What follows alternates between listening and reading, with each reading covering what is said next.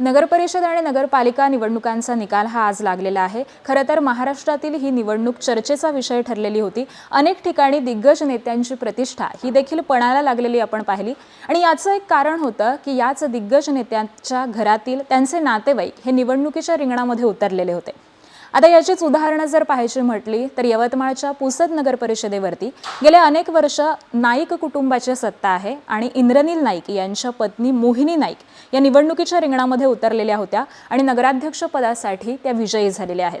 तिकडे अहिल्यानगरच्या संगमनेरमध्ये देखील तांबे सत्यजित तांबे यांच्या पत्नी मैथिली तांबे या निवडणुकीच्या रिंगणामध्ये होत्या आणि नगराध्यक्ष म्हणून मैथिली तांबे ह्या देखील निवडून आलेल्या आहेत। या ठिकाणी थोरात कुटुंबाची प्रतिष्ठा देखील पणाला लागलेली होती। तर दुसरं उदाहरण म्हणजे फलटणमध्ये रामराजेंना 30 वर्षांच्या त्यांच्या सत्तेला धक्का लागलेला आहे। त्यांचे पुत्र त्यांचा मुलगा ओमराजे नाईक निंबाळकर हे निवडणुकीच्या रिंगणामध्ये होते आणि शमशेरसिंह नाईक निंबाळकर हे तिथून विजयी झालेले आहेत।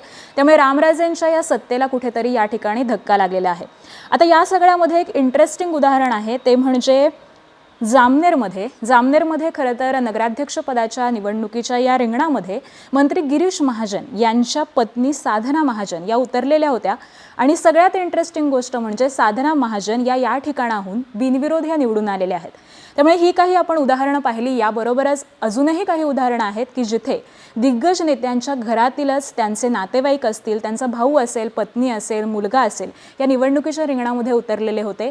त्यामुळे कुठेतरी घराणेशाही ही स्थानिक स्वराज्य संस्थांमध्ये दिसून आलेली आहे। खरं तर स्थानिक स्वराज्य संस्थांच्या या निवडणुका कार्यकर्त्यांची निवडणूक आहे असं मानलं जातं, परंतु कुठेतरी ही अशी उदाहरणं महाराष्ट्रामध्ये दिसून आली आहेत।